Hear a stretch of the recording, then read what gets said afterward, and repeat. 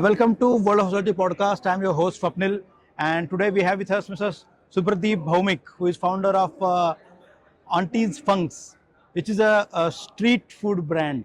I believe it's very wonderful concept that I have got to know, and I would like to know more from him about his brand and how does he take this brand to this generation, which is more conducive to this particular food type, I would say. Okay, thank you. Thanks, Swapnil, for the opportunity. So I think, Auntie Fung's is a brand on Asian street food. The idea of Auntie Fung's came from when I had traveled to the streets of, say, Singapore, or Bangkok, or Vietnam. Yeah. So what do you get on the streets of Bangkok, Vietnam? Leveraging the popularity of Chinese food, can we build a brand around Asian street food? That's how Auntie Fung's was born 10 years back. Yeah. And today we have 10 outlets, with 3 being hybrid dine-in outlets and 7 cloud kitchens spread across the city. Yes. And so what do we sell? We sell dishes like a Japanese ramen bowl, a Burmese houseway bowl, dim sums, baos, and a whole lot of other street food items which you get in the streets of different Asian cities. And now coming to your core point on the consumer today, and how do we kind of reach out to them and grow the business by attracting them. Yes, you made a statement that yes, they are very, very hooked onto these cuisine, Asian cuisine and there. But the other piece also, it's important that this is a generation which is completely digital savvy. Right. They are hooked onto that 6-inch screen, the mobile phone all the time. Like when I was probably in my late school or early college, we only had DD1 and DD2, so it was a very different world. Today, and hence because of the digital savviness and the access to mobile phone, it's not just about Instagram and Facebook alone, even YouTube and a whole bunch of other content. Their exposure to the world food market is much better. Yeah. And hence, those digital non-food content is also influencing food. Korean drama, Korean music is very big, and people eat a lot of fried chicken in those content, and hence Korean fried chicken has become big now. So Korean food, I'm seeing even in Auntie Fung's, in the last 3 years, the amount of Korean item growth has been probably the highest. And a lot of it's not that we have spent a lot of marketing on Korean product. Because there is a general tailwind around that, because consumers, that Gen Z kid, is watching a lot of Korean content, and hence they are coming and asking for those products. So digital is massive, and brands also need to reach out to them and engage with them to grow. Yeah. India is the youngest country now with 65% population below 35 years of age. So now these millennials or Gen Z don't just eat the food, they also flaunt what they eat, right? And the other part is that as fast fashion is gearing up, Zudio has really disrupted the entire apparel market. So similarly, street fashion is one concept in apparels. So I believe there is some synergy between street food that you are bringing in.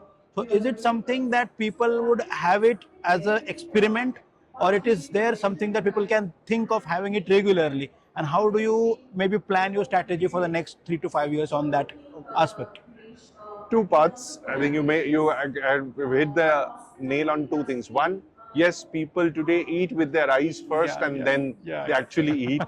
So photography or the visualness, the plating, presentation, the plating and all plays a very critical role. Even on the delivery business, I think that's packaging becomes a big real estate for the brand to market, and also that's how the visual quotient also goes.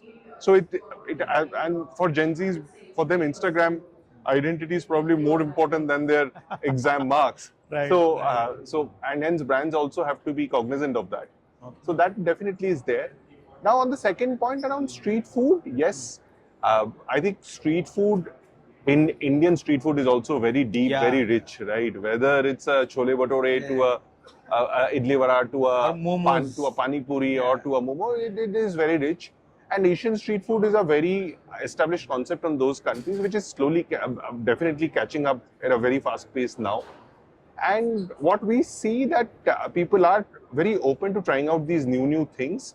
But will it become like a regular food? No, it won't be. But will it become like too occasional that, okay, you only consider to have it on your birthday or on your anniversary? No. The frequency will increase. Frequency will definitely increase, and as more and more double income young couples come onto this, and the cooking culture at home comes down, I think ordering in also should grow. You have been at the panel of this exhibition at one of our panels. So how has been your experience at this expo? How does it help brands like you, which are gearing up for the new generation? And how has been your experience overall to interact with other panel members? And how did you get to learn from them? And overall view about the exhibition? Oh, yes. So firstly, for me, the panel was very, very enriching, and some of the other panelists were stalwarts. Yeah. So I was personally looking forward to interacting with them, and it was a very insightful conversation in terms of what are the new trends, how do you see the food market more so in Bangalore shape up over the next 10 years? And Bangalore, because of being the Silicon Valley of the country, I think a lot of new concepts in India start with Bangalore. Because of the interesting demography of some migrants and even the localites, very, very open to trying out new things. So the panel was very enriching and good discussion there. I think these kind of events are very critical for the industry, for entrepreneurs like us, because you get to meet people who are already solving some of the problems with which you are struggling.